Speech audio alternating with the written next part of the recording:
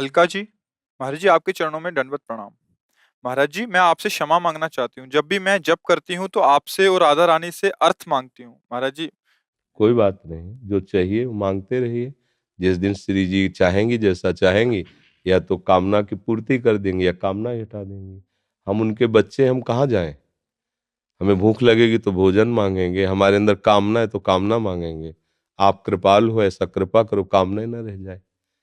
बस ये बढ़िया बात है कि अपने ही श्री जी से मांगे कि वो आप, जैसे माँ के पास गए, हमें इतने रुपया दीजिए, नहीं हमें चाहिए इतने, नहीं देंगे नहीं देंगे नहीं देंगे, तू बदमाश, बर्बाद करेगा। तो ये बात माँ से ही हो सकती है, दूसरे से नहीं हो सकती।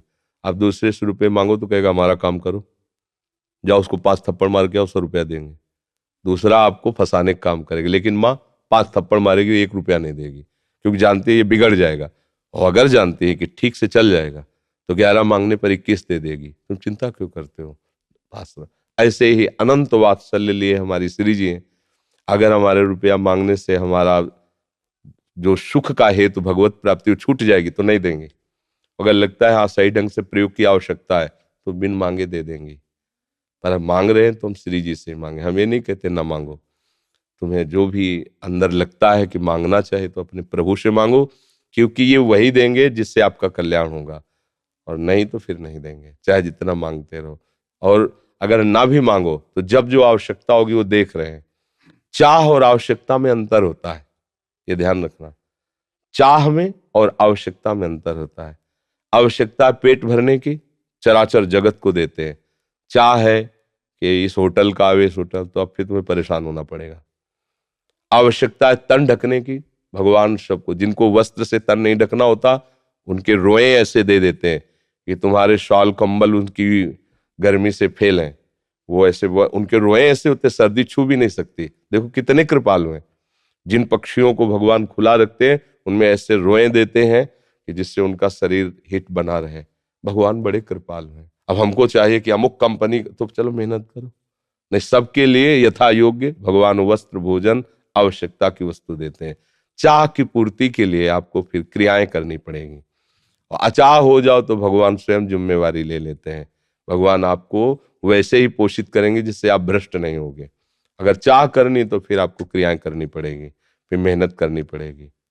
पंकज जी चंडीगढ़ से, राधा वल्लभ श्री हरिवंश। महाराज जी आपके चरणों में कोटि कोटि प्रणाम। महाराज जी, मैं माँ दुर्गा का भक्त हूँ। माँ दुर्गा के दर्शन करना चाहता हूँ, तो मैं क्या करूँ कि वो जल्दी आ जाए? महाराज जी, जब बच्चा माँ की गोद में बैठना चाहता है तो सबसे पहला उसका कार्य होता है खिलौने खेलना बंद करता है।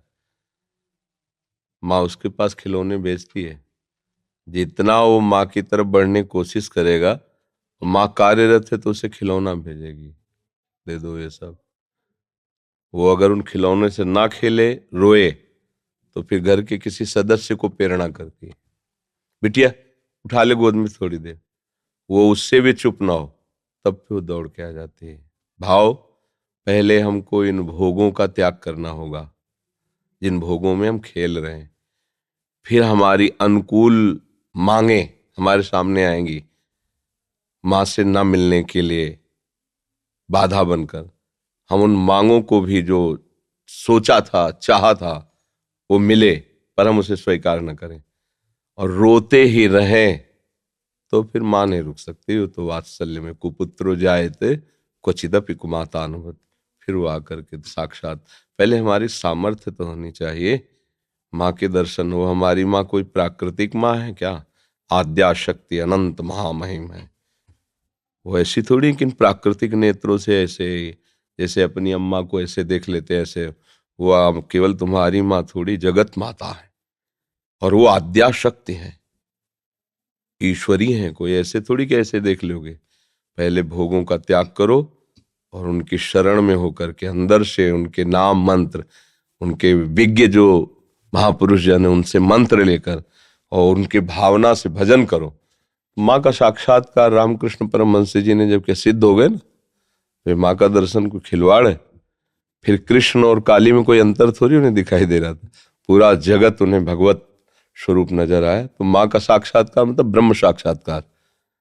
माँ कोई प्राकृतिक माँ थोड़ी है कि ऐसे ही गोद में बैठ जाओगे। उसके लिए ब्रह्म स्वरूप होना पड़ेगा, समस्त विकारों का त्याग करके केवल माँ की प्राप्ति के लिए। तो चाहे श्री कृष्ण प्राप्ति के लिए, चाहे माँ की प्राप्ति के लिए, वही प्रभु बने हुए हैं सब रूपों में। तो जितना सत्संग है सब उन्हीं की प्राप्ति के लिए है।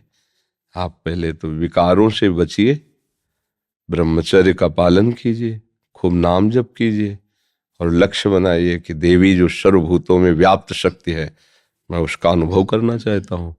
वो आ जाएंगी, कृपालु हैं, कृपा करके दर्शन दे। देवी प्रपन्नार्थ हरे प्रसीद, प्रसीद मातर जगतोखिलस्य, प्रसीद विश्वेश्वरी पाहि विश्वम, त्वमीश्वरी देवी चरा चरस्य। हे देवी, आप ही चराचर रूप में विराजमान हो। आ गई ना सिद्धांत के सर्वम खलविदम ब्रह्म वासुदेवा सर्वम, आ गया ना। एक ही बात है, वो तत्व तो एक ही है, चाहे उसे माँ कहो चाहे पिता कहो, चाहे दोस्त कहो चाहे प्रीतम कहो। वही सखा है, वही प्रीतम है, वही माँ है। तुम जिस भाव से बजोगे आ जाएगा। तुम्हें वो माता च पिता तुम्हें, तो वही शिव है, वही शक्ति है, कोई दो तो है नहीं। वही माँ है, वही पिता है। आप माँ भाव से बजोगे, हमारे प्रभु माँ भाव से आ जाएंगे। पर उनके आने के लिए जो स्वागत तैयारियां करनी, वो हमें करनी होगी। हमारे हृदय में जो अभी कूड़ा करकट वासनाएं हैं, ये हटानी पड़ेगी। खूब नाम जप करे और भाव से चले, तो तुम्हारी बुद्धि में ही प्रकाशित हो जाएंगी। या देवी सर्वभूतेषु बुद्धि रूपेण संस्थिता नमस्तस्यै नमस्तस्यै नमस्तस्यै नमो नमः। विराजमान हो जाएंगे बुद्धि में। देख मैं आ गई। उनके प्रचंड तेज को कोई सह सके नहीं। जब तक भजन के द्वारा अंतःकरण निर्मल, उनके प्रचंड तेज को सह सकते हो। वो शिव शक्ति है, अंबा है, आद्या शक्ति है। और एक अंश में सूर्य विद्यमान, आंख मिला के देखो 12 बजे दोपहर के, और अनंत सूर्यों जैसी कांति मां भगवती की है, महाबलशाली। त्रिभुवन में कोई पैदा नहीं हुआ कि अपने रूप स्वरूप में आ जाए, उनसे आंख मिला ले कोई। भगवान शंकर भी चरणों में लौट गए नहीं लौट गए। तो ये बात ध्यान रखना कि ये माँ कोई ऐसी माँ नहीं है प्राकृतिक, ये आद्या शक्ति चिदानंद माँ है। ये ऐसे थोड़ी सी चुनरी और नारियल चढ़ाने से तुम्हारी कामनाओं की तो पूर्ति कर देगी, लेकिन साक्षात्कार होने के लिए फिर अपना अस्तित्व मिटाना होगा, अपने अस्तित्व का बलिदान करना होगा। अस्तित्व का बलिदान, पूर्ण समर्पण और उन्हीं का केवल चिंतन, आ जाएंगी। क्योंकि वही है, दूसरा कोई है नहीं। हमारी दृष्टि में सब एक ही परमात्मा है। उसे किसी भी नाम रूप से आप पूज कर प्राप्त कर लो, वही है, दूसरा कोई है नहीं। समझ गए? राधे राधे महाराज जी, आपके चरणों में कोटि कोटि प्रणाम। महाराज जी, मैं भजन मार्ग पे आगे बढ़ना चाहता हूँ। महाराज जी, मन में लगातार डर बैठा हुआ है कि मेरे साथ कुछ बुरा होगा। बिल्कुल नहीं डरो। क्या होता है कि हमसे कोई ना कोई गलती होती रहती है। जब तक हम भगवान का निरंतर चिंतन नहीं करते तो वृत्तियां विषय की आती हैं, और विषय की वृत्तियों के द्वारा गलती होती रहती है, अभी या पूर्व में।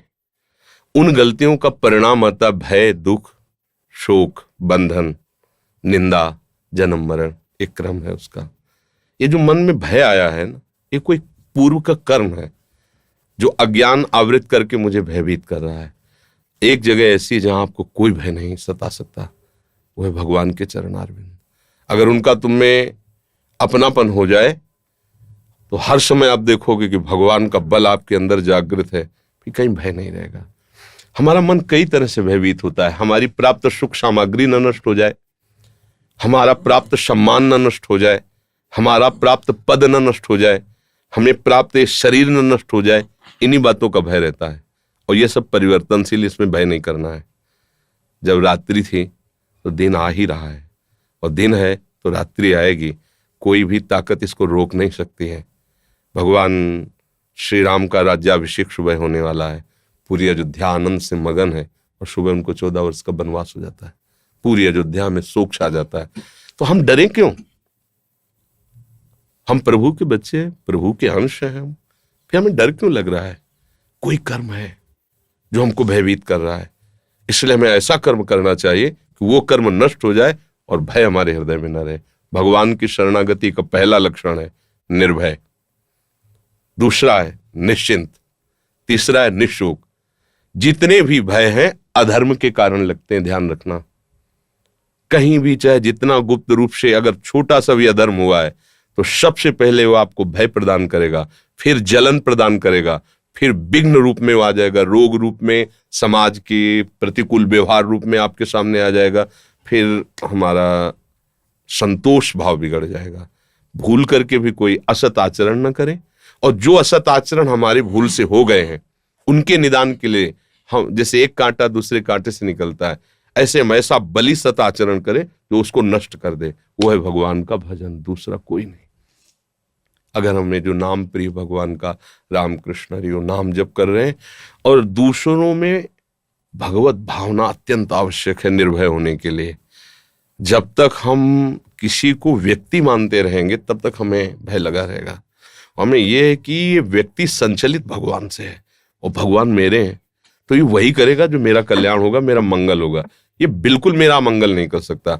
आप तो इतनी अवस्था के हैं, प्रहलाद जी 5 वर्ष की अवस्था के थे, हिरण्यकश्यप त्रिभुवन पति था, सारी शक्तियां उसके हाथ में थी, और जो मन भाया सो किया प्रहलाद के साथ, आग में जलाया, क्या क्या नहीं किया, इतना भी नहीं डरे और ना किसी भी तरह का उनको ताप प्राप्त हुआ। बस उनको था मेरा भगवान है, मेरा भगवान सर्वत्र है, वो मुझे बहुत प्यार कर रहा है, मेरी सुरक्षा भगवान कर रहा है।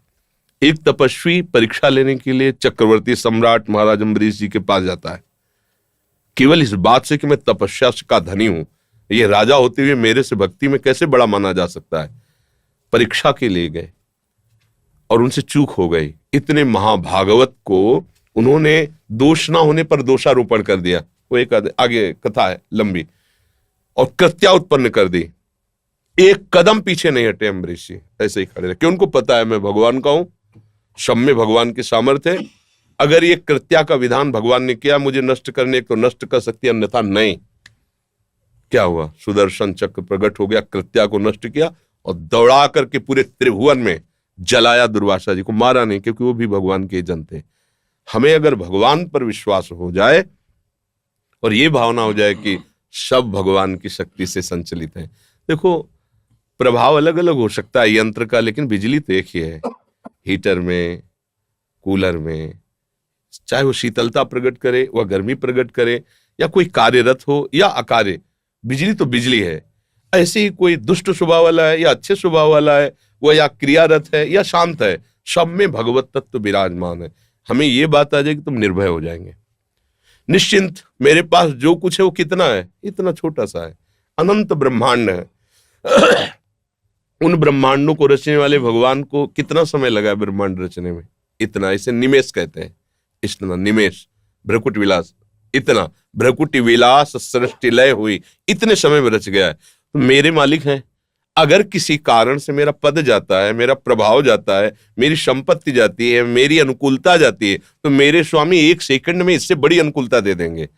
मसका ही करें, बीरन चीज अजय ही मसकते। वो ब्रह्मा को मच्छर बना सकते हैं, मच्छर को ब्रह्मा बना सकते हैं। जो चेतन को जड़ करे, जड़े करे चैतन्य। जब इस बात पर विश्वास होगा तो आप निश्चिंत हो जाएंगे और आप कभी शोकित नहीं हो सकते, क्योंकि आपके पास जैसे पारसमणि मिल जाए तो किलो 2 किलो सोना चोरी हो जाए तो आपको शोक नहीं होगा, क्योंकि आप उससे जितना चाहो बना सकते हो। ऐसे भगवान अपने हो गए, भगवान से हमारा संबंध हो गया, तो त्रिभुवन की राज्य लक्ष्मी जाने पर भी आपको शोक नहीं होगा, क्योंकि माँ लक्ष्मी उनके चरणों को सहलाती रहती है। वो प्रभु मेरे यार हैं, मेरे मित्र हैं, मेरे गुरु हैं, मेरे पिता हैं, मेरी आत्मा है। तो निश्चिंतता, निर्भयता, निशोकता तभी रह सकती है जब हम प्रभु का आश्रय लें और निरंतर नाम जप का अभ्यास करें। अंदर ही अंदर जो नाम आपको प्रिय हो वो स्मरण करते रहें और कभी दूसरे का अहित ना होने दें। भगवान ने जो आपको सेवा दी, जो आपको पावर दिया, वो भगवान का पावर है। आप उसका प्रयोग करके भगवान की पूजा कीजिए। अगर लगता है ये अधर्म है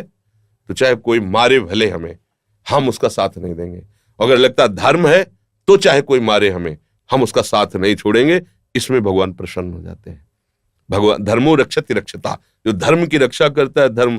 अब अपने लोग क्या हो गए हैं, हमारी बुद्धि जो है वर्तमान के सुख भोगों में इतना आसक्त हो गई कि इन सब बातों की तरफ, वो तो भगवान की आपके ऊपर कृपा है जो आप ये प्रश्न करके समझना चाहते हैं। नहीं, पदाधिकार और विषय सेवन और प्रगट में वर्तमान भोगों की बाहुल्यता में सुख बुद्धि, ये इस मार्ग की तरफ चलना ही नहीं चाहती। वर्तमान की प्रभुता में ही डूबी रहती है, फिर उसका भविष्य बहुत गिरा हुआ होता है।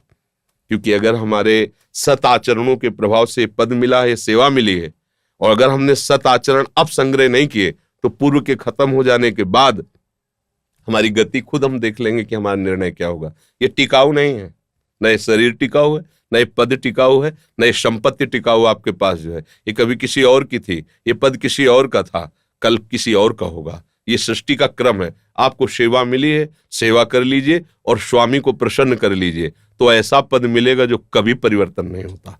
वो उनके चरणारविंद है, उनका सानिध्य है। बैंक में कार्य करता हूँ और लोग जो लोन के लिए अप्लाई करते हैं उनका निवारण होता है। तो आज के समय में देखता हूँ कि वो बहुत टारगेट बेस्ड होता है।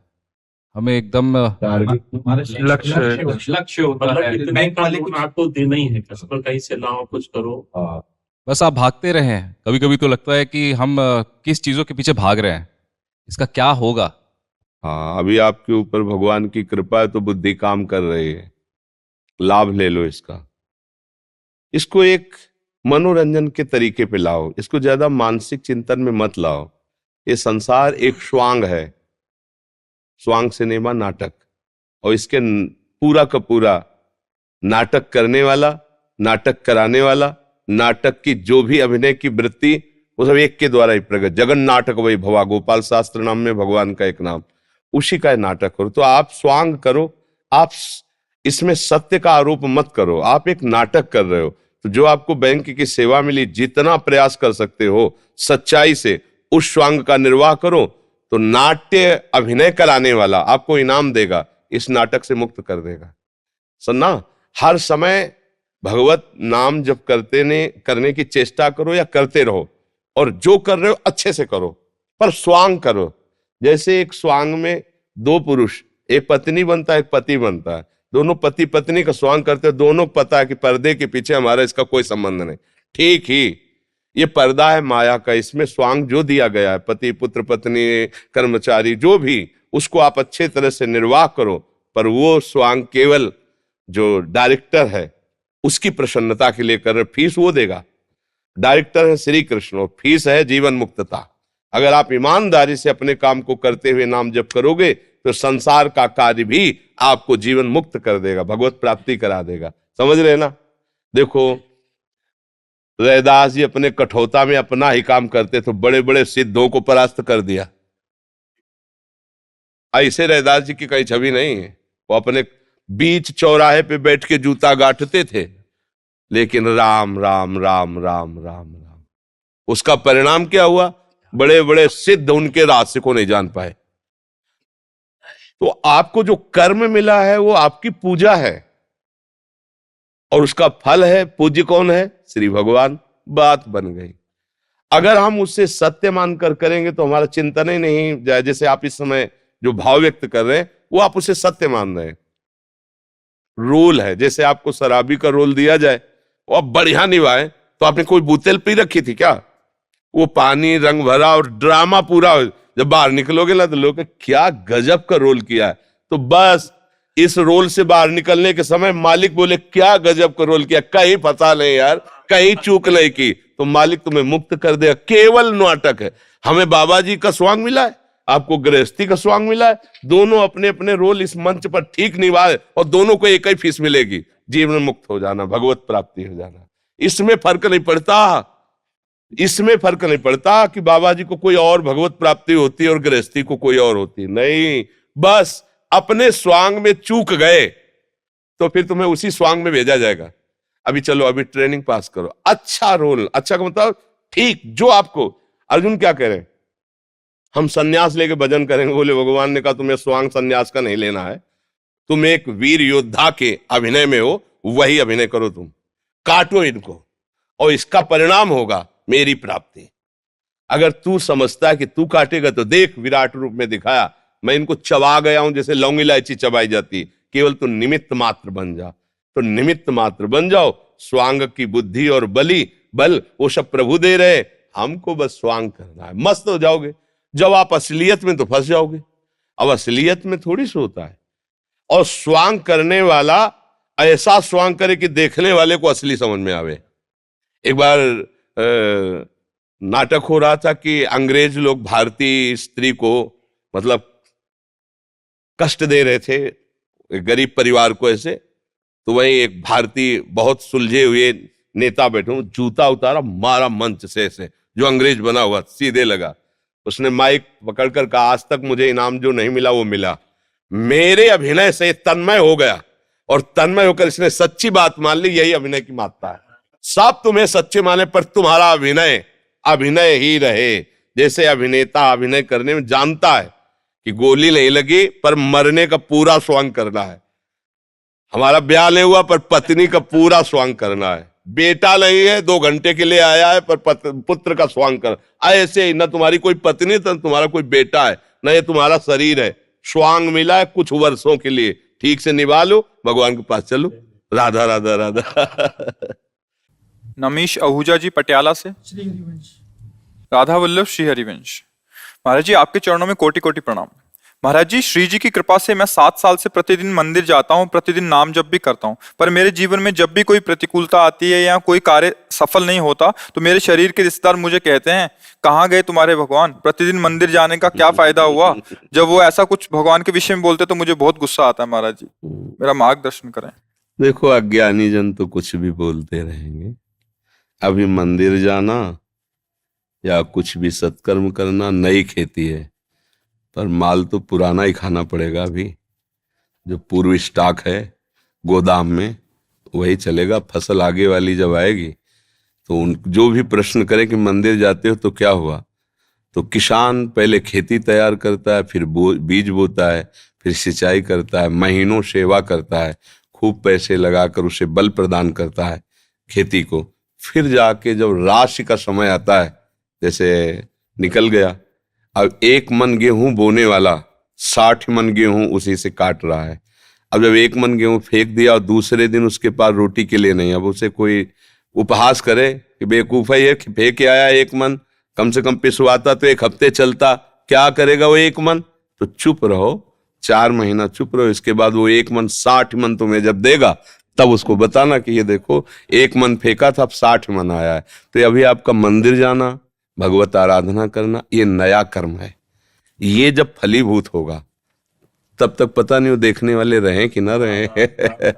क्योंकि कोई भी खेती तत्काल नहीं होती ना, तो इसलिए बच्चा ये सत्कार्य है।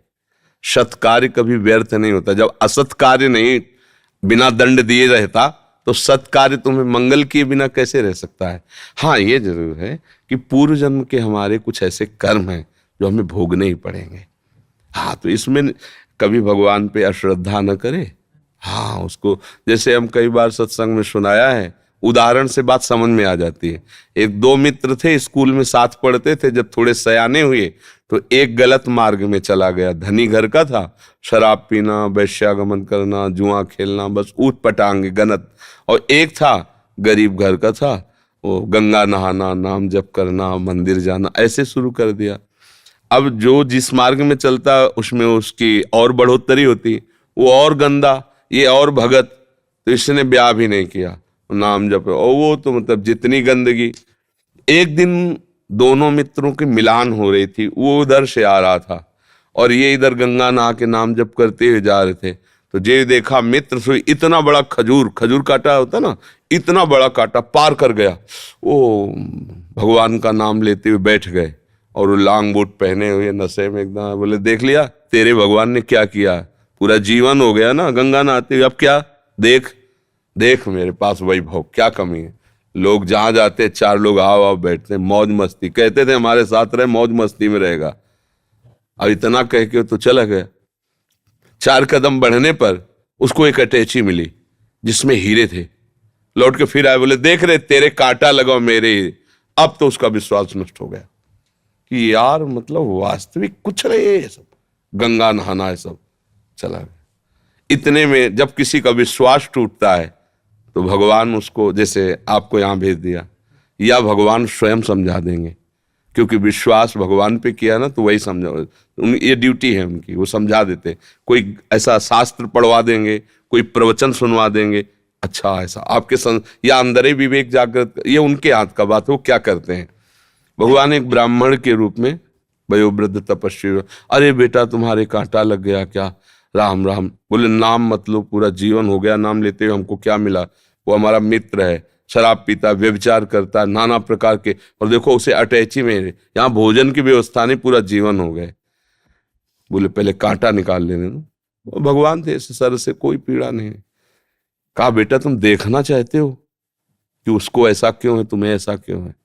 तो जैसे टीवी चल दे ना सीरियल, ये देखो चिप लगा दे तो पूरा सीन, और उसको पूर्व जन्म का सीन दिखाई देने लगा कि ऐसा भयानक पापाचरण पूर्व जन्म किया था, इस जन्म में इसी क्षण सूली की सजा मिलनी थी। उससे पूर्व में राजा लोग सूली की सजा देते थे। सूली के एक भाले जैसा यंत्र ऊपर से जाके छोड़ दो, गुदा द्वार में ऐसे घुस जाए, वो तड़पता हुआ कितने घंटों में, मतलब बहुत बुरी मृत्यु, बहुत बुरी मृत्यु, जैसे क्रूश की सजा, गाड़, बहुत बुरी मृत्यु। वो तुम्हारे इस भजन के प्रभाव से सारे पाप नष्ट हो गए, एक खजूर के कांटे में निकल गया। अब तुम्हारे पाप नष्ट हो गए, अब ये पुण्य और पीछे का पुण्य दोनों मिल रहे हैं। आगे चलकर तुम्हारी ऐसी उन्नति होगी जो सदा सदा के लिए सुख प्रदान करेगी। और इसका पूर्व जन्म का इतना पुण्य था कि इस समय इस प्रांत का ये राजा होता, पर इसने व्यभिचार करके, पाप करके सारे पुण्य नष्ट कर दिए। अब इसको जो एक अटैची में हीरे जवाहरात मिले खाली, बस समाप्त उसका पुण्य। इसको जहां भोगेगा तहां पूर्व का पाप और अभी का पाप जब मिलेगा तो ऐसे ब्लास्ट होगा कि देखने लायक नहीं रहेगा ये। अब उसको विश्वास हुआ कि हाँ ये बात, बोले तो कभी हम नहीं छोड़ेंगे भजन। बोले हाँ, भजन व्यर्थ नहीं होता। वर्तमान में देखा जाता है कि सत्य से चलने वाला, भजन करने वाला दुखी हो सकता है, और गंदा आचरण करने वाला बढ़िया पर ध्यान रखना, वो बढ़िया तब तक है जब उसका पूर्व का पुण्य चल रहा है। जहां वो खत्म हुआ फिर देख लेना क्या बढ़िया है। रावण की खोपड़ी को जब बंदर लात मारते थे ना, कटी हुई खोपड़ी, तो मंदोदरी रो के कह रही थी, राम विमुखस हाल तुम्हारा और रहा न कोकुल रोवन। एक समय था कि जब चलता था रावण तो पृथ्वी कांपती थी, दिग्गज चिकाड़ते थे। वही भगवान के विमुख जब हुआ तो लात मारते थे खोपड़ी में, फुटबॉल की तरह रावण की खोपड़ियां। हाँ, राम विमुख हाल। तो हम लोग क्या वर्तमान को देख करके अंजाद लगा लेते हैं गलत है या सही। वर्तमान में सही चल रहा है पर बार बार उसको धोखा खाना पड़ रहा है, तो लगता है सही कहाँ है, गलत चल रहा है। और वर्तमान में गलत चल रहा है, बार बार उसकी प्रोग्रेस, उन्नति होती चली जा रही, ये मार्ग सही नहीं, नहीं भूल नहीं। सत मार्ग कभी गलत नहीं हो सकता और गलत मार्ग कभी सत्य नहीं हो सकता, और सत्य की कभी पराजय नहीं है। थोड़े दिन देखो, पांडवों को वनवास हुआ, लेकिन हस्तिनापुर का चक्रवर्ती सम्राट का अभिषेक महाराज युधिष्ठिर को ये हुआ, काट के फेंक देंगे पूरा परिवार कौरवों का, है ना।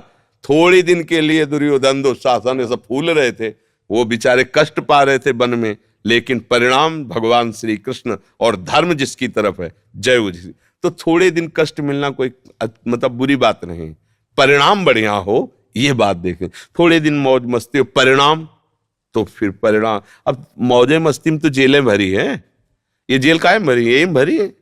बुद्धि भ्रष्ट हो गई, गलती कर दी, आजीवन सजा, आजीवन कारावास। भैया कभी अपने विश्वास को विचलित मत होने देना, है ना। वो ऐसी शक्ति हमें देना दाता, मन का विश्वास कमजोर होना। कहीं से भी बात हो, अपनी बात, अये हे प्रभु मुझे ऐसी सामर्थ्य दो कि आपके प्रति कभी मन का विश्वास कमजोर न होने पाए। ये माया करेगी, लोग ऐसा उपहास करेंगे, बड़े भजनानंदी मन के, हो गई ना किडनी फेल। दूसरे के लिए बपली कह रहे, हो गई ना किडनी फेल क्या। अब ये प्रोग्राम पीछे का चल रहा है नहीं? हमारी नई खेती है, ये देख लो नई खेती है। आप नौजवान राधा राधा ऑफिसर रैंक के लोग नौकरी छोड़कर बाबा जी बने बैठे, ये हमारी कमाई है, और ये हमारे पीछे की कमाई है। पूर्व जन्म का कोई पाप, माँ के गर्भ से ही ऐसी रचना की किडनी की कि अब जाकर कोई फेल हो गई। ये गर्भ से ही होता है, पॉलिसिस्टिक किडनी डिजीज, ये एक रोग होता है जो माँ के गर्भ से इसकी रचना होती है, ये वंशानुगत आता है। तो किसी के कहने से क्या है भाई, सब संसार में अपने अपने मन से चल रहे, वो कुछ भी बोल सकते, भगवान को गाली दे सकते, ले भगवान को गाली दे, तो किसी के मुंह में नहीं लगना, अपनी बात समझना है। बड़े भाग्यशाली हो जो तुम मंदिर जाते हो धर्म भाव में। शराब तो नहीं पीते होगे? हाँ, पीना भी ले, हाँ कोई भी तो समझता, ठीक है। ये नकारात्मक जो सोच होती है पाप के कारण बनती है, मलिन मन के कारण बनती है। जैसे पुण्य हो तो नकारात्मक क्रिया में भी सकारात्मक सोच हो जाए, और पाप जोर कस जाए तो सकारात्मक क्रिया में भी नकारात्मक नास्तिकता आ जाए। ये पाप का होता है। नाम जप करो, पाप नष्ट होंगे, चिंतन बदल जाएगा। चिंतन जो ही सकारात्मक होगा, आनंद आ जाएगा, आस्तिकता बढ़ेगी, सकारात्मक सोच बढ़ेगी, आनंद बढ़ेगा। नास्तिकता बढ़ेगी, नकारात्मक सोच बढ़ेगी, तो खूब आप अनुभव करके देख लीजिए, हृदय जलेगा और बड़ी से बड़ी उन्नति में भी आप अवनति का अनुभव करेंगे, बड़ी से बड़ी सफलता में भी आपको असफलता ही आंत लगेगी। और अगर सकारात्मक सोच है तो असफलता में भी आप सफलता ढूंढ लेंगे। तो हमें लगता है कि नाम जप करने से, भगवत लीला कथा श्रवण करने से हमारे विचारों का परिवर्तन होता है। ये नकारात्मक विपरीत भावना कही जाती है। इसी विपरीत भावना का त्याग भगवान की शरणागति से होता है। निर्भय, निशोक, निश्चिंत, विपरीत भावना का त्याग, संशयों का नाश, ये सब भगवान की शरणागति से होता है। हरि को अपना आश्रयदाता मानकर खूब नाम जप करो, लीला कथा गाओ, सेवा करो, अभी बुद्धि ठीक हो जाएगी। नकारात्मक सोच ही तो दुर्गति का कारण है। यही जब बढ़ जाती है तो डिप्रेशन हो जाता है, मरा हुआ आदमी रहता है। फालतू में भय, बिना कारण के भय की रचना कर लेना, बिना कारण के विषाद की रचना कर ले, ये सब नकारात्मक सोच का ही तो है ना। हाँ, कोई तुम्हें बहुत अपनापन दिखा रहा है तो नकारात्मक, ये ऐसा क्यों कर रहा है, मतलब क्या लेना चाहता है, क्या है ऐसा वो आदमी। अगर सकारात्मक सोच है, कोई बुरा भी करना चाहता है तो लगता है भगवान है ना, वो संभाल लेंगे ना, ये क्या बिगाड़ पाएगा, भगवान है ना, तो मस्ती आ जाएगी। तो हमें लगता है नाम जप कीजिए और भगवान का आश्रय लीजिए। संजय जी, श्री हरिवंश प्रभु, कोटि कोटि प्रणाम। महाराज जी, मैं आपसे पूछना चाहता हूं कि किस्मत और मेहनत दोनों जब साथ ना दें तो क्या करना चाहिए? भगवान का भरोसा ले लेना चाहिए। अच्छा, किस्मत किसे कहते हैं पहले तुम्हें समझना चाहिए। किस्मत किसे कहते हैं? जो हमने पूर्व में कर्म किए हैं शुभ अशुभ, उन्हीं का परिणाम किस्मत बनता है आके। और कर्म जो हम नवीन कर रहे हैं, नहीं तो नवीन कर्म जो हमारा होता है वो पूर्व प्रारब्ध से प्रभावित होता है। तो जैसे आपने व्यापार किया, आपको सफलता नहीं मिली, पूरा सच्चा प्रयास किया, लेकिन पूर्व का जो कर्म है वो आपको बाधा पहुंचा रहा है।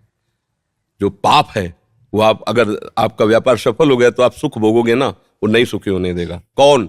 आपका कर्म। ये नवीन कर्म है, पर पूर्व का आपका प्रबल प्रारब्ध बुरा वो चढ़ा बैठा हुआ है। अब एक कर्म ऐसा नवीन हो जो प्रारब्ध को रौंद दे, वो है राधा राधा राधा। और इसे कोई पकड़ नहीं रहा, समझो, इसे कोई पकड़ नहीं रहा। आप भगवान नाम जप करें, भगवान का आराधन करें, ये उसको नष्ट कर देगा। अहम त्वाम सर्व पापेभ्यो मोक्षयिष्यामि मा शुचा, मैं तुम्हें पवित्र करूं। अब अपने बल से नहीं हो सकता भैया, इतना कुठार जमा है, गोदाम जमा है, वो हमें आगे। मैं सपने में बहुत देखता हूँ आपको। अरे कौन सपने, सब देखते सब है। कैसे यहाँ तक आ गए? देखो भाई, हमारी जागृत की सत्ता ले तो स्वप्न की क्या हाल है। अब जागृत की तुम्हें वो स्वप्न नजर आ रहा है, हमें ये सब स्वप्न नजर आ रहा है। उमा कहो में अनुभव अपना, सत हरि भजल जगत सब सपना। रमन आनंद श्रीवास्तव जी, महाराज जी आपके चरणों में कोटि कोटि नमन। महाराज जी, मैं अपने द्वारा किसी को भी तनिक भर भी कष्ट नहीं पहुंचाना चाहता, परंतु अगर किसी भी कारणवश ना चाहकर मुझसे कोई ऐसा अपराध बन जाए या किसी को कष्ट पहुंचे, तो मैंने किसी को कष्ट पहुंचाया है उसे सोच सोच के वो आत्मग्लानि होने लग जाती है। नहीं नहीं है, विवेक रखो। हम किसी को दुख पहुंचाने की चेष्टा नहीं कर रहे। अब कोई अपने आप अपनी बुद्धि के द्वारा द्वेष करके, ईर्ष्या करके, मत्सरता करके या क्रिया करके दुख भोग रहा है, तो उसके कर्म का फल है। हमको उसमें विषाद करने की जरूरत नहीं है। ऐसे विषाद में तो परेशान हो जाओगे, भजन ही नहीं होगा। फिर किस किस को सुखी करेंगे? कौन कौन सी सामने पेशगी होगी आपके, हम सबको सुखी कर दोगे क्या? किस भाई, कौन कौन क्या मांगे रखेगा? कोई चाहेगा कि तिलक मत लगा, हमें अच्छा नहीं लगता। क्या यार कंठी बांधे नाटक, हमें अच्छा नहीं लगता। बहुत से हम किसकी अच्छा लगने की बात, हमको क्या अच्छा लगता है, शास्त्र सम्मत है कि नहीं, वैसे चलना है। तुमको जो दुख सुख भोगने को मिल रहा है, तुम्हारा चिंतन, तुम्हारा कर्म है, हमारे द्वारा नहीं होगा। अगर हमारे द्वारा किसी को पीड़ा पहुंचती, कष्ट पहुंचता है, हमने जान के पहुंचाया है, तो हम प्रभु से क्षमा मांगते हैं। अन्यथा फिर ऐसे संसार है, वो अपने आप सोचकर दुखी हो, सोचकर चिंतन बिगाड़ लियो, बात अलग है। तो इसलिए विवेक का आश्रय लो, नहीं तो परेशान हो जाओगे। ऐसे सीधे साधे आदमी कि यार वो दुखी, आप क्या करें हम। बहुत तरह के लोग होते हैं। देखो, अगर संसार में जीना है तो कुछ युक्तियां सीखनी पड़ेंगी। धर्म से चलो, हम कह रहे किसी का हित नहीं, पर कोई तुम्हारा अहित करने आ रहा है तो ऐसे थोड़ी बैठ जाओगे। कोई तुम्हें मारने आ रहा है तो बचाने की कोशिश करनी चाहिए। जब ना बच पाए तो फिर भगवान की जैसी इच्छा हो। ऐसे हमें किसी को दुख नहीं देना है, लेकिन अगर कोई अधर्माचरण करने आ रहा है तो तुम्हें दुख हो या सुख इसकी परवाह नहीं। अब नहीं तो अगर आप ऐसे बाबा जी बनकर साधु हो, घर के सब बर्तन छिला ले जाएंगे तुमसे, तुम्हें जीना मुश्किल कर देंगे।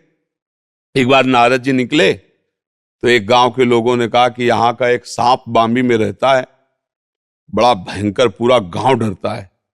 तो नारद जी दिव्य भाषा संपन्न भी थे, बाम्बी के पास गए, उसको बुलाया, निकल है, बोले देखो आज के बाद किसी को काटना नहीं फिर हम तुम्हें दंड देंगे। जो आगे 2-3 दिन बाद उधर से निकले तो घायल पड़ा था। बोले तुम्हारी दशा कैसे? बोले आपने की है। बोले हमने क्या किया? बोले रोक दिया था ना कि काटना नहीं, अब जो आता है वो ईंटा डंडा मार, हम बाहर निकलना मुश्किल है। बोले फुसकारने के लिए थोड़ी मना किया था, काटो मती, लेकिन फुसकार ऐसी मारो कि कोई नजदीक लावे, समझ रहे हो ला? तो ये जो सांसारिक लोग होते हैं, काटो मत, लेकिन फुसकार तो रखो कि तुम्हारी भाव में इतनी दम होनी चाहिए। अरे जीवन जीने के लिए मिला, पवित्र जीने के लिए मिला है। हाँ, धर्म पूर्वक चलो, कोई अधर्माचरण कर रहा है तो तुम्हारी आंख में दम होनी चाहिए कि रेखा मत पार करना। रेखा पार हुए तो देखो एक तरफ भीष्म जी हैं और एक तरफ भगवान हैं, और जब भीष्म विपक्ष में खड़े तो तान के बाण श्री कृष्ण को मार रहे, साक्षात श्री कृष्ण, और उन्हीं के सेवक है, उन्हीं के भक्त है।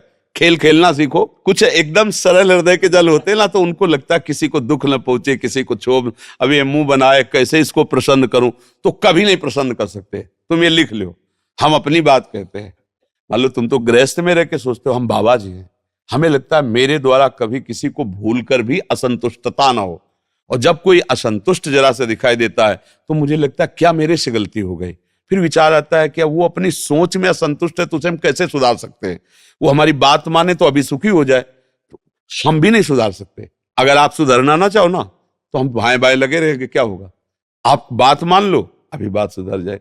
और संसार तुम्हें अच्छा कहे कभी नहीं कहेगा, पक्का समझ लो, किसी भी तरह राजी नहीं है ये। एक आदमी घोड़े को लेके जा रहा था, पिता थे उसके और वो था, पिता थोड़े बूढ़े थे, तो उन्होंने कहा पिताजी आप बैठ जाओ, हम पैदल चल रहे हैं घोड़ा पकड़। 4 लोग मिले, बोले यार इस बुड्ढे को शर्म नहीं आता, लड़के को पैदल चलवा रहा है, घोड़े पे स्वयं बैठा जा रहा है। बोले बेटा तुम बैठ जाओ, आगे बढ़े। बोले जवान हो, शर्म आनी चाहिए, बूढ़ा पैदल चल रहा है, तुम घोड़े पे बैठे हो। बोले आओ पिताजी तुम भी बैठ जाओ, दोनों बैठ। बोले आराम का घोड़ा मिला होगा तभी दोनों चढ़े उसमें। बोले दोनों उतर जाओ, दोनों उतर। बोले से बेवकूफ घोड़ा खाली जा रहा तुम, अब वो करे तो क्या करे आप? अब हमें ये बताओ कि घोड़े वाला करे तो क्या करे? संसार जी ले दे, किसी की मत सुनो, दोनों आराम से बैठो और यात्रा करो। ये संसार अगर कि ये ना कहे तो कभी ये मानने वाला नहीं। चुप हो जाओ तो वो गाली देगा, बोलने लगो तो वो गाली देगा। शांत अपने मार्ग में चलो, धर्म से चलो, तुम्हें लोग क्या कहते हैं ये सुनना बंद करो, तभी आगे बढ़ सकते हो। नहीं तो इस मार्ग में या कहीं भी आप देखो, जो लोग अपना कमा रहे हैं, धर्म से चल रहे हैं, पड़ोसी ही उसको नष्ट करने के लिए विधान बनाते रहते हैं, वो जलते रहते हैं। अगर आप अपने को भगवान की शरण में रखकर भजन मार्ग में नहीं चलोगे तो ऐसे ही झगड़ा होता रहता है। आपस में घर परिवार के झगड़े और जेल और थाना पुलिस सब वो भोगते रहते हैं। विवेक है नहीं, पशुओं की तरह जीवन व्यतीत करते। नाम जप करो, किसी को कष्ट मत दो। अगर कोई दुखी हो रहा है तो उसका भाग्य, उसका विचार, उसका चिंतन, हमारे द्वारा कष्ट नहीं दिया जा रहा है। दिनेश कुमार जी बिहार से। राधा वल्लभ श्री हरिवंश।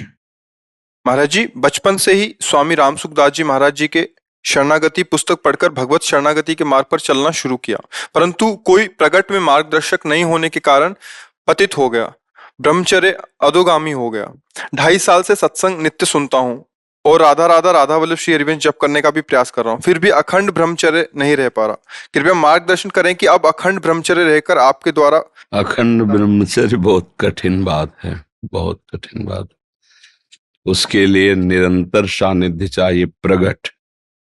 खान पान, संयम, आसन, प्राणायाम, व्यायाम, ये अखंड शब्द उनके अंदर आता है जो ऋषि कुलों में रहे हैं, जो ऋषियों के आश्रमों में शासन में रहे हैं, जहां संसार का इतना विषय बाहुल्यता है, जहाँ का खान पान अपवित्र है, जहाँ का संग दूषित है, तो आप कुछ क्रिया करें न करें, ऊर्ध्वगामी थोड़ी वीर हो जाएगा। और वीर बिना ऊर्ध्वगामी हुए अखंड कैसे हो सकता है? उसके लिए आसनों पर 6-6 घंटे पद्मासनों पर बैठे, हिल बिना हिले डुले, भीषण कष्ट हुआ पर उसे सही शांत, तो सुषुम्ना नाड़ी खुली, वीर ऊर्ध्वगामी हो।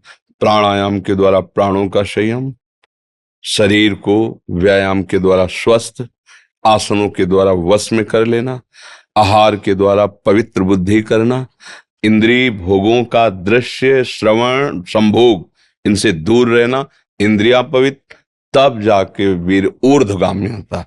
उसे कहते हैं अखंड ब्रह्मचारी। अब वीर अधोगामी हो चुकता है जब, तो उसका प्रवाह बन जाता है। क्रिया करो ना करो, वो प्रवाह में जब उसका एक समय होता है, वो फिर अपने समय से निकलता रहे। अब उसमें कि क्रिया अगर नहीं करते, कोई स्वप्न में आदि गंदी क्रिया नहीं देखते और स्वाभाविक हो जाता है, तो तुम्हें अपराध नहीं लगेगा और तुम अखंड ब्रह्मचारी नहीं कहे जाओगे। उसके लिए बहुत से अखंड ब्रह्मचर्य ऐसे थोड़ी होता है। हाँ, प्राणों की बाजी लगा देनी पड़ती है और रोना होता है। हम लोग रोए हैं, कैसे कैसे बड़े बड़े महात्माओं से सब। तो 6 घंटे आसन पे बैठे, हर नस नाड़ी आग उगलती है। पद्मासन लगाया कभी? कभी लगाया पद्मासन? है? अब जानते ही नहीं, तो अब अखंड ब्रह्मचर्य ऐसे थोड़ी रोका जा सकता है। सिद्धासन पर, सिद्धासन बाएं एड़ी, गुदा और मूत्रेंद्री के बीच के स्थान में दबा के ऐसे, दाहिनी एड़ी उसके बीच में ऊपर ऐसे मूत्रेंद्री के ऊपर रख करके सीधे ऐसे, ये सिद्धासन। 3 घंटे बिना हिले, हर नस नाड़ी ऊर्जा, वो ऊर्ध्वगामी। ऐसे थोड़ी होता है कि ऐसे अखंड ब्रह्मचर्य तो शब्द ही नहीं लग सकता। ब्रह्मचर्य सुरक्षित रखने का प्रयास हो सकता है, जैसे खान पान, थोड़ा व्यायाम आदि से, वो अखंड और निरंतर भगवदाकार वृत्ति, ना कोई विषय श्रवण, ना कोई विषय सेवन। ये तो बड़े बड़े ब्रह्म ऋषियों का संकल्प होता है, महात्माओं का जो योग में चढ़े बड़े हैं। आप तो बस इतना करो, गंदे आचरण मत करो, गंदी क्रिया मत करो, गंदा भोजन मत खाओ, नाम जप करो, व्यायाम करो, शरीर को थकाओ दौड़ भाग सेवा से, तो वो लंबा समय तक चलेगा, पर वो अखंड स्थिर नहीं होगा। ऐसा नहीं हो सकता है। व्यवहारिक वातावरण में सांसारिक भोगों के बीच में रह के मनमानी भोजन करते हुए ऐसे ऐसे नहीं होता है।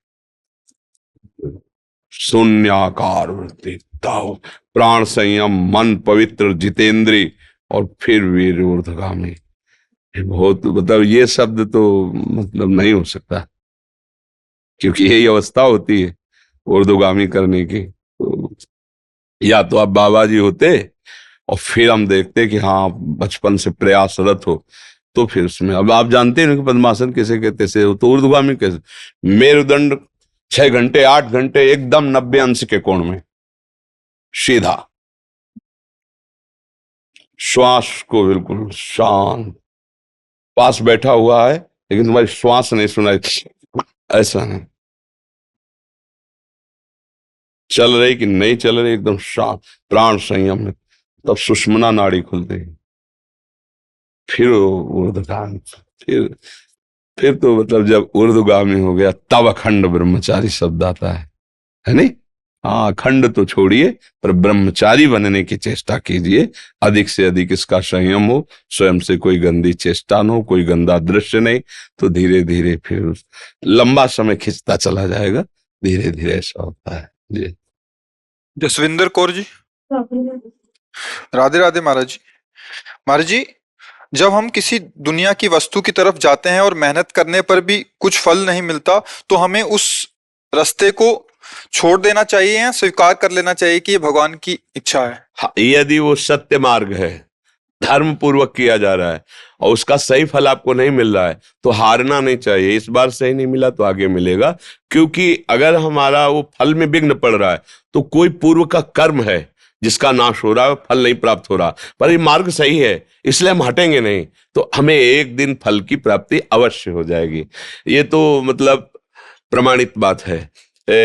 विद्यारण्य नाम के बहुत बड़े महापुरुष हुए, सन्यासी हुए, सन्यास मार्ग में, तो गरीब ब्राह्मण के घर जन्मे हुए थे। बहुत गरीबी थी, खाने को भी नहीं था। तो उन्होंने सोचा कि मैं बालक हूं, क्या कर सकता हूं। तो यज्ञोपवीत हो गया था, गायत्री मंत्र मिला था। तो गायत्री का पुरस्चरण होता, 24 लाख गायत्री मंत्र जपने को एक पुरस्चरण कहते हैं। उन्होंने अनुष्ठान लिया कि हे गायत्री माँ, मुझे धन मिले जिससे मेरे माता पिता की सेवा हो सके। एक पुरस्चरण किया, कुछ नहीं हाथ लगा। दूसरा पुरस्चरण, 23 पुरस्चरण किए, 23 पुरस्चरण, 24 लाख गायत्री मंत्र के। फिर माता पिता इतने पधार गए, बहुत लंबा समय व्यतीत हुआ और उन्होंने संन्यास ले लिया। जे भी संन्यास लिया तो साक्षात माता गायत्री सामने प्रकट, और उनका जो तुम चाहो, देवराज इंद्र का पद भी चाहो तो तुम्हें दे। बोली माता, मुझे जरूरत थी, मेरे माता पिता भूखों मर गए, उनके लिए मैं आपका बोले तुम्हारे 24 ऐसे महापाप थे जिनके कारण तुम्हें धन का सुख नहीं मिल सकता था। अब तुमने 23 पुरस्चरण किए, वो खत्म हो गए, और सन्यास ले लिया, 24वां अपराध। अब तुम जो चाहो। बोले अब हमें कुछ ले, अब तो सन्यासी हो चुके हैं, अब तो बस ऐसा आशीर्वाद दो कि जिस धर्म में है उसी में दृढ़ हो जाए। इससे पता चलता है कि तुम्हारे जो पूर्व के पाप हैं, जब तुम सुख साधन में लगते हो तो वो विघ्न पहुंचाते, तभी तो तुम्हें दुख पहुंचेगा, क्योंकि तुमने जो पाप कर्म किए उनको तुम्हें भोगना पड़ेगा। तो अब जैसे किसी पापी आदमी को देखा जाता है, वो जो करता सफल होता चला जाता है, तो आपको संशय हो जाएगा कि हम तो धर्म से चल रहे, जो करते उसमें निष्फलता, और ये सफल होता चला जा रहा है, क्योंकि उसका सर्वनाश होना है। उसके थोड़े पुण्य हैं, उन पुण्यों के प्रताप से सफल हो रहा है और खूब पाप कर रहा है। तो पीछे का पाप और अभी का पाप जब जुड़ेगा, ये पुण्य खत्म हो जाएंगे, मिटिया मेट हो जाएगा। जिसे नहीं कहते मिट्टी में मिल गया, परिवार का परिवार सब, राज वैभव सुख मित्र सब मिट्टी में मिल जाएगा, धूर धूसरित हो जाएगा। और धर्म से चल रहा है, भले 2-4 सब्जी नहीं है, एक दाल रोटी या एक नमक रोटी खाता है, लेकिन परिवार स्वस्थ, और धीरे धीरे धीरे वो दीपक की तरह प्रकाशित होगा, हाइलोजन की तरह जल करके फ्यूज नहीं हो जाएगा। इसलिए धर्म से चलोगे तो हम मानते हैं कि आपका पूर्व कर्म आपके सुख में बाधा पहुंचाएगा, लेकिन वो नष्ट हो जाएगा कर्म, और जहां वो कर्म नष्ट हुआ बाधा वाला, तो आपको सुख प्राप्त होना शुरू। इसलिए धैर्य पूर्वक चला जाता है। किसी भी धर्मात्मा पुरुष के चरित्र को आप पढ़ करके देखो तो आपको मिलेगा, कई विपत्तियां आती है, कई संकट, तो उससे थोड़ी आ रहे हैं जो अभी कर रहे हैं। ये पुरानी फसल है। अभी जो गेहूं बो रहे हैं तो अभी खा लोगे क्या? वो तो 5-6 महीना लगेंगे फसल परिपक्व होने। तो अभी हम भजन कर रहे हैं और अभी हमें कष्ट मिल रहा है, ये हमारी पुरानी फसल है, हमारा स्टॉक है, वो चल रहा है। हम लोग समझते नहीं ना, तो लगता है जब से माला शुरू किया, जब से आरती शुरू की, तभी से सारी विपत्ति टूट पड़ी। ऐसा नहीं है। उसका समय निश्चित है, तुम्हारा कर्म निश्चित है। अगर भजन ना भी करते तो भी वो आके तुम्हें दंड देता। भजन कर रहे हो, जल्दी जल्दी निपट जाएगा, आगे सुख ही सुख है। नंदिनी जी ऑस्ट्रेलिया से। महाराज जी कोटि कोटि प्रणाम। महाराज जी, भक्ति के विषय में जानना सुनने के बाद भी पूरी एकाग्रता से, सिंसेरिटी से भक्ति में मन नहीं लगता, इसे कैसे ठीक करूं? देखो, अभी जाना नहीं, आप कहते पूरी तरह जान लेने से, ऐसा नहीं। अगर हमारी जानकारी में है कि असली ये 2000 का पड़ा है, तो कदम आगे नहीं बढ़ने देगा। 2000 रुपया कदम नहीं बढ़ने देगा, वही रुक लड़खड़ा जाओगे और झुकोगे, और आसपास कोई देख तो नहीं रख, चाहे जितने करोड़पति हो, समझ रहे हैं? क्योंकि आप असली बात जानते हैं कि 2000 रुपए की सामान मिल जाएगी, आपको महत्व उसका पता है। अभी आपको भक्ति का, आप केवल बुद्धि से जाने, महत्व नहीं पता। जिस दिन महत्व पता चल जाएगा तो हृदय ना एक क्षण के लिए भी भगवान का विस्मरण नहीं करेगा। अभी नाम का महत्व नहीं है, अभी भक्ति का महत्व नहीं है।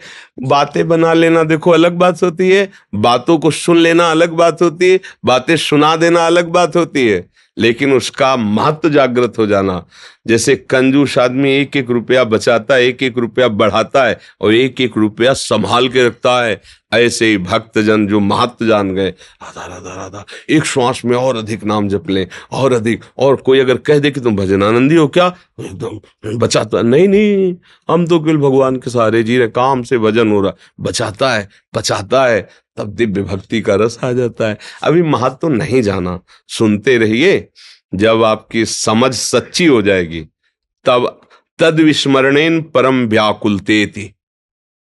जैसे आपका रोज 5000 रुपया की प्रॉफिट होती है व्यापार में, और 1000 रुपया का घाटा, मान लो आप 4000 प्राप्त करें, तो आपको कैसा लगेगा?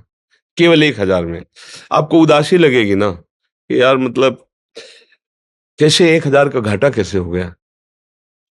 लेकिन आप नाम जप करते हैं, 1 घंटा नाम नहीं जपे, भूल गए 24 घंटे में। वो अखंड स्मरण करना भक्त का स्वरूप है। आपको कभी रोना आया, कभी व्याकुलता आई, तो क्या महत्व जाना है?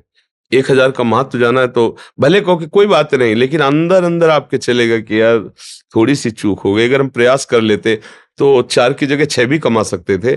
आज एक रोज 5,000 कमाते थे, आज 1,000, ये घाटा कैसे पूरा हो आप सोचोगे।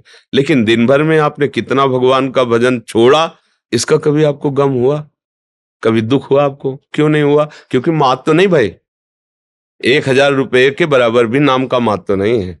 देखो ना अपनी भक्ति को, देखो अंदर से। और यहाँ क्या कह रहे हैं? त्रिभुवन की राज्य लक्ष्मी देने पर भी जो आधे पल के लिए भगवान का स्मरण, वो भक्त है। भागवत शास्त्र ऐसा कह रहे हैं, त्रिभुवन की राज्य लक्ष्मी। हमारी हालत क्या है? 150 रुपए में घंटा 2 घंटा भगवान को भूल सकते हैं। अब भूल क्या सकते हैं? पूरा जीवन निकल गया, याद ही नहीं कर रहे। केवल वही भोग सामग्री, धन संपत्ति, पद प्रतिष्ठा, मान, बस इसी में। तो अभी भक्ति की बातें कर लेना अलग बात है, भक्ति में हृदय हो जाना ये अलग बात है। तो अब जैसे अपने लोग कहते हैं कि मैं भक्ति सुनता हूं, भक्ति जानता हूं, वो जान भी अनजान है। जैसे स्वप्न में आपने देखा मैं जग गया हूं और मैं बाजार गया, सामान लाया, बढ़िया भोजन बनाया, खाया, लेकिन सब झूठा था, क्योंकि आप सो रहे थे। स्वप्न में ही देखा। जब ये पता चलेगा जगने पर कि यार वो तो मैं सो रहा था, स्वप्न देख रहा था, कुछ नहीं, न बाजार गया, न कोई सामान लाया, न कोई भोजन बना, और हमने खा भी लिया, अरे ये तो सब झूठा था। ऐसे ही अभी वो बात नहीं आई जिसे भक्ति कहते हैं। भक्ति यहाँ का विषय होता है। न लाज 3 लोकन की, न वेद को कहो करे, न शंख भूत प्रेत की, न देव जच्छते डरे। जानते हो, भगवान का नाम चल रहा है, न शंख भूत प्रेत की, न देव जच्छते डरे, सुने न कान और की, द्रवे न और इच्छना। ये भक्ति को जाना है। अब आया है रंग भक्ति का। तो अभी स्कूल में पार्टी छुइया लेके जाने लगे हैं, लेकिन पीएचडी थोड़ी कर ली है। समझ रहे ला, भक्ति का रंग चढ़ जाना अलग है। भक्ति की बातें कहना और सुनना ये भी एक अंग है उसका, वो आप पहुंचाएगी, पर अभी नहीं। अभी तो लगो, जो सुना है उस पे। जब नाम का ऐसा महत्व हो जाए कि सबसे श्रेष्ठ तुम्हें नाम लगने लगे। अभी देखो हम आपको भक्ति का रंग बताते। भक्ति में सर्वश्रेष्ठ भगवान होते हैं ना, सर्वश्रेष्ठ भगवान ही की तो भक्ति होती है ना। कोई मित्र आ जाए तो हम भगवान को भूल जाएंगे, कोई भोग सामग्री आ जाए भगवान को भूल जाएंगे। कहाँ है भगवान का स्थान? उस भोग सामग्री से भी नीचे है। भूला उसी को तो जाता है जो लघु होता है ना। क्यों? उसी को भूला जाता है जो हल्का होता है। आपके हृदय में भगवान कहाँ है? कितनी स्थान पर आपने भगवान को बैठा ला है? एक छोटी सी भोग सामग्री में, एक छोटी सी घटना में, दुखद या सुखद घटना में आप भगवान को भूल जाएंगे। कोई सुखद घटना आई तो भगवान से ज्यादा सुखद लगी ना, इसीलिए तो भूल गए ना। तो हम कहाँ भक्त हैं? जांच के देखो कहाँ भक्त है। कोई भी अभी ऐसी भक्ति का रंग नया कि भारी से भारी भोग सामग्री, सुख व्यवस्था, ऐश्वर्य या घबराहट या दुख हमें भगवान से विमुख न कर पाए, उसे भक्ति कहते हैं। खंड तैल धारावत अव्यावृत भजनात्, सब कार्य करते हुए भगवान का स्मरण चल रहा है। तो भक्ति का भी रंग नहीं आया। खूब नाम जपने का प्रयास करो, प्रभु की सेवा करो, भोग लगा करके ही प्रसाद पाओ, थोड़ा बुद्धि शुद्ध होगी, धीरे धीरे समझ में आ जाएगा। और रोज सत्संग सुनो। आजकल तो यंत्र का बहुत बड़ा कृपा प्रसाद है कि चाहे जितने दूर हो, अब बोलो ऑस्ट्रेलिया, अमेरिका, वहां से तुम वृंदावन की बात कैसे सुन सकते हो? लेकिन यंत्र का प्रभाव है, 1 मिनट में सर्च करो, जो यहाँ हो रहा है वो सुनने को तुम्हें मिल जाएगा, देखने को मिल जाएगा। सुना, देखा, चिंतन किया, तो जो चिंतन होता है वही तुम्हारा सत्य वस्तु होती है। तो चिंतन तो करवा ही देगा।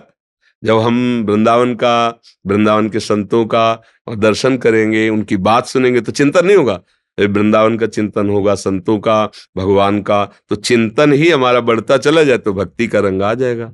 भक्ति का स्वरूप इतना समझ लीजिए, अनन्यस चिंतयन्तो माम। अनन्य चिंतन भगवान का भक्ति है। विस्तार में तो बहुत व्याख्या है, पर इतना सीधी बात, अनन्य चिंतन। देख लीजिए, कोई भोग इंद्रिय आई, गए भगवान, भूल गए भगवान को। छोटी छोटी घटना में भूल गए भगवान, हम झगड़ने लगे, भगवान को भूल गए। अपना मान, अपना सम्मान, अपना सुख, अपनी व्यवस्था इतनी प्यारी है कि कहीं एक जगह भी हम भगवान को प्यार के लिए जगह नहीं दे पा रहे हैं। हम कहते हैं अपने को भक्त, मतलब इतना प्यार तुम्हें शरीर से है, इतना सम्मान से है कि अभी भगवान को तुमने सम्मान के ऊपर नहीं रखा है। अपमान हुआ तो उसी में खो गए। अच्छा, सम्मान हुआ, जय हो, ये तो ऐसा भूल गए, उसका चिंतन होने, मतलब भगवान कहाँ है। खास बात अंदर से आंतरिक, ये जो संतों का चिंतन चलता है उसका है ये अनुभव की बात। और जब भगवान ऐसे स्थान पे है कि न अपमान, न सम्मान, न लाभ, न हानि, न दुख, न सुख, कोई भगवान के स्थान तक नहीं पहुंच पाया, तो अखंड स्मरण चल रहा है। मस्त है वो मस्ती, फिर जो अंदर जागृत होती है उसे कहते हैं भगवदानंद। अभी तुम विषयानंद में है, और विषयानंद दुख ही है, लगता केवल सुखद दुख ही है। शैली पांडे जी। श्री हरिवंश। महाराज जी, आपके चरणों में कोटि कोटि प्रणाम। महाराज जी, मैं पूज्य श्री भाई जी को ही अपना गुरु मानती हूँ तथा पद रत्नाकर को गुरु कृपा से पाठ करती हूँ। महाराज जी, आपने एक एकांतिक वार्तालाप में कहा था कि आपको पूज्य भाई जी के दर्शन हो चुके हैं, कृपया मेरा भी मार्गदर्शन करें कि मुझे भी अपने सदगुरुदेव भगवान के प्रकट में दर्शन हो पाए। ये कोई मार्ग से नहीं होता है, इसमें व्याकुलता होती है। जब उनकी वाणी पढ़ करके नई अवस्था थी, तो अब हमारा तो भगवत मार्ग बचपन से रहा है ना, तो हमारा दृढ़ विश्वास, चाहे पूर्व जन्म की बात समझ लो या गुरु कृपा से समझ लो, हमें भागवतिक मार्ग पर कभी किसी बात पर संशय नहीं हुआ। जो निश्चय हुआ तो मुझे बस यही लगा अवश्य मैं प्राप्त कर लूंगा। मतलब हमारे अंदर कभी ये नहीं कि मैं कैसे प्राप्त कर सकता हूँ, ऐसा कभी नहीं आया। तो जब भाई जी की जीवनी पढ़ी, भाई जी की वाणी पढ़ी, तो फिर ये लगा कि सत्य महापुरुष तो आज भी विराजमान है, और हैं तो मिलना चाहिए। भारी व्याकुलता पैदा हुई। उस समय गंगा किनारे शमशी में रहते थे, एकदम व्याकुलता, एकांत क्षेत्र, बस रोना अंदर से। नई अवस्था थी कि आप गुरुजन मुझे मिलो, मुझे मार्ग बताओ, मैं समझूं, अगर आप नहीं मिलोगे तो मैं भटक सकता हूं। खूब अंदर से, बस उसे आप सोना कहें या उसे तंद्रा कहें या जागृत अवस्था में ही जड़ता कहें। देखा कि एक दिव्य आफिश, भाई जी बैठे, पूज्य राधा बाबा बैठे, भाई जी ऐसे चश्मा उठा के, हाँ क्या पूछना है। हमने कहा कि भगवान श्री कृष्ण की प्राप्ति कैसे होती है। दरवाजे का बाजू पकड़े से हम खड़े, बाबा हमारी तरफ देख रहे हैं। भाई जी ने कहा जब श्री कृष्ण हो जाओगे तब श्री कृष्ण की प्राप्ति होगी। मेरी समझ में नहीं आया, बस वो थोड़ी देर के बाद दृश्य अंतर ध्यान, मेरी समझ में नहीं आया। फिर प्रार्थना की कि इसका, तब समझ में आया कि मन कृष्णमय, बुद्धि कृष्णमय, चित्त कृष्णमय, अहम कृष्णमय, सब कृष्णाकार वृत्ति हो जाएगी। तब जैसे गोपीजन रुदुस्वरम राजन कृष्ण दर्शन लालसा, अब वो कृष्णाकार वृत्ति है, मन बुद्धि चित्त हम सब भगवत स्वरूप। तब भगवान का साक्षात्कार, किंचन मात्र कोई चाह नहीं, कोई इच्छा नहीं। तब भाई जी की बात समझ में आई। एक बार यहीं यमुना जी में, यहाँ वृंदावन में यमुना स्नान प्रातः काल करके गोपेश्वर भगवान को जल अर्पित करते थे, क्योंकि संन्यास मार्ग का अवलंबन था, तब तक राधा वल्लभ जी के नहीं हुए थे। एकदम देखा भाई जी ऐसे दिव्य सहचरी बपू, ऐसे नील घाघरा और नील चोली ऐसे धार, तो देखा कि अरे तो भाई जी महाराज है एकदम ऐसे।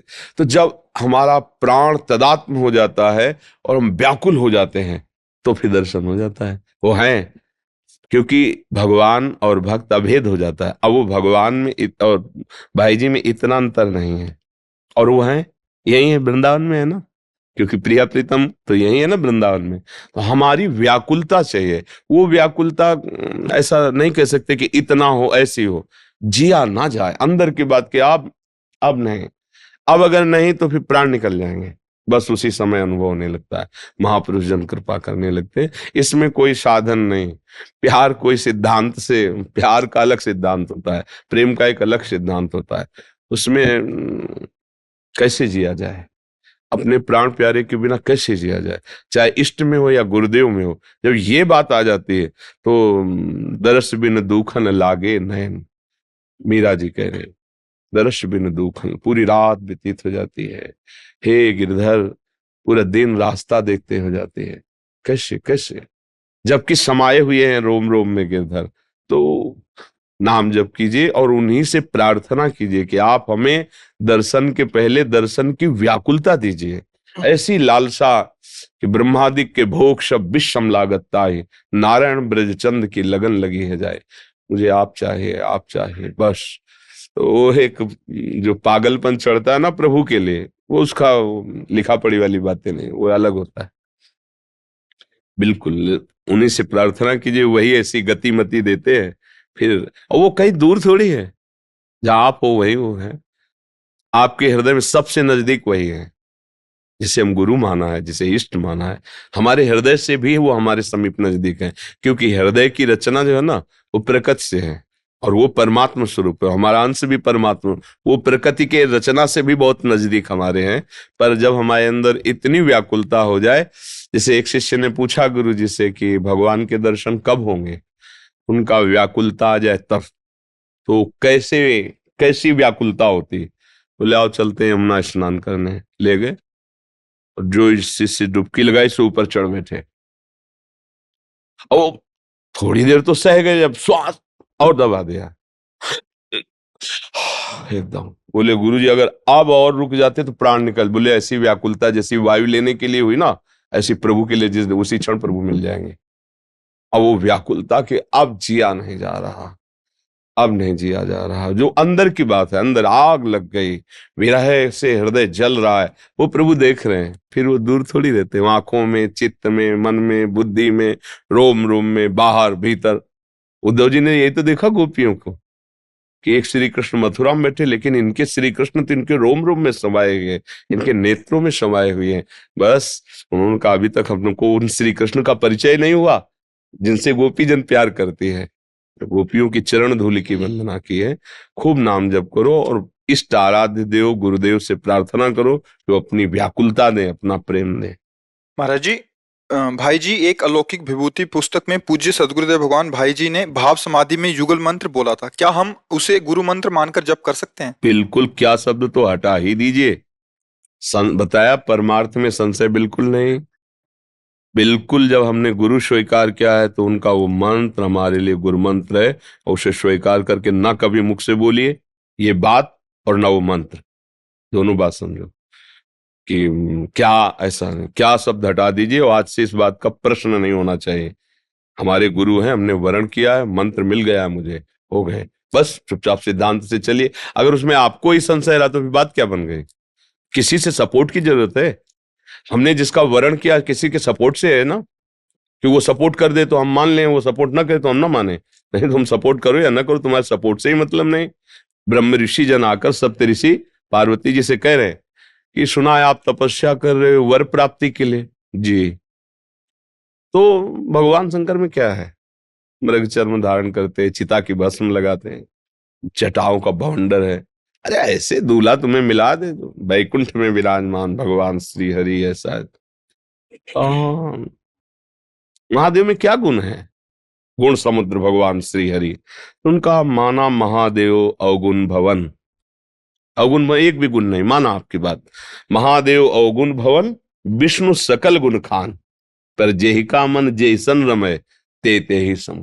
कोट जन्म लग रगर हमारी, बरऊं शंभु न तरहूं कुमारी। करोड़ जन्म तक मैं तपस्या करूंगी और वर के रूप में चाहूंगी तो केवल महादेव जी को चाहूंगी। किसी की सलाह की जरूरत है? अपनी निष्ठा, अपना प्यार, अपने हृदय का विषय, कभी प्रश्न मत करना इस विषय में, नहीं तो संशय हो जाएगा। नहीं, अब कोई कह दे नहीं अब वो तो अब अंतर ध्यान हो गए, प्रगट में तो गुरु बनाना ही पड़ेगा। वो प्रगट है, जिसको अगर हम मानते हैं कि मेरे प्रभु हैं तो प्रगट है, वो कण कण में है।